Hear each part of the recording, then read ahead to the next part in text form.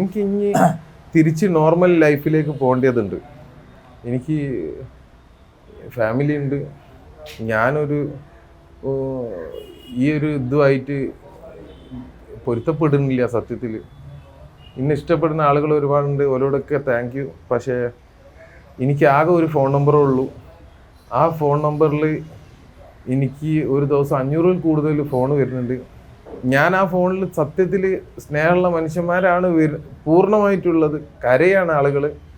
പക്ഷെ അത് എനിക്ക് പല പ്രയാസങ്ങളും ഉണ്ടാക്കുന്നുണ്ട്. ഞാനതിൽ തിരയുന്നത് എൻ്റെ അന്നാണ്.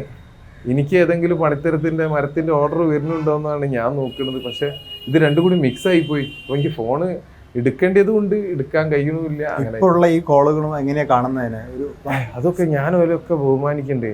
ഓരോ നാട്ടിൽ നിന്ന് എവിടെ നിന്ന് ലോകത്തിൻ്റെ പല ഭാഗത്തു നിന്ന് ഈ നമ്പർ കണ്ടുപിടിക്കുന്നത് ആളുകളെ ബുദ്ധി.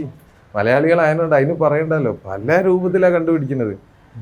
നമ്പർ അത് ഏത് രൂപത്തിലെന്ന് ഇനി പറയാൻ എനിക്ക് പേടിയാണ്. അതുകൊണ്ട് പക്ഷെ എന്താണ് ഞാനിങ്ങനെ ഓരോ സ്നേഹമാണ് അവർ നമ്മൾ അങ്ങനെ കാണുന്നുണ്ട്. ഞാൻ തിരിച്ച് ഓരോ അങ്ങനെ തന്നെ കാണുന്നുണ്ട്.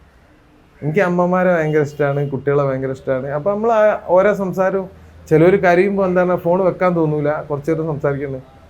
പക്ഷെ ചില ആളുകൾക്ക് ഞാൻ പല പ്രയാസത്തിൽ നിൽക്കുമ്പോഴും ഓരോട് സംസാരിക്കണം നിർബന്ധമുണ്ട്. അപ്പം പല ആളുകൾ ഈ ആദരവുകൾ തരാൻ വേണ്ടിയുള്ള കോളുകൾ ഇപ്പോഴും വരുന്നു. ആദരവുകൾ ഞാൻ കുറെ എടുക്കില്ല. ആദരവുകളല്ല, ഇന്നെപ്പോലത്തെ ഒരു സാധാരണക്കാരന് പറയാനൊരു വേദി കിട്ടുകയാണ്. ഇന്നെപ്പോലെ ആയിരക്കണക്കിന് ആൾക്കാരുണ്ടാവും. എൻ്റെ സുഹൃത്തുക്കൾ തന്നെ എനിക്ക് പരിചയമുള്ളവരുണ്ട്. ഒരു വേദി കിട്ടാത്തതിനോണ്ടാണ്. അല്ലെങ്കിൽ ഒരുപാട് കാര്യം ഓരോ മനസ്സിലുണ്ട്. എൻ്റെ മനസ്സിലും അങ്ങനെയുള്ള ഒരുപാട് കാര്യങ്ങളുണ്ട്. തൽക്കാലം ഇപ്പം എനിക്കൊരു വേദി കിട്ടി, ദയവായിട്ട് കൊണ്ടുപോയി തന്ന ഒരിതാണ്.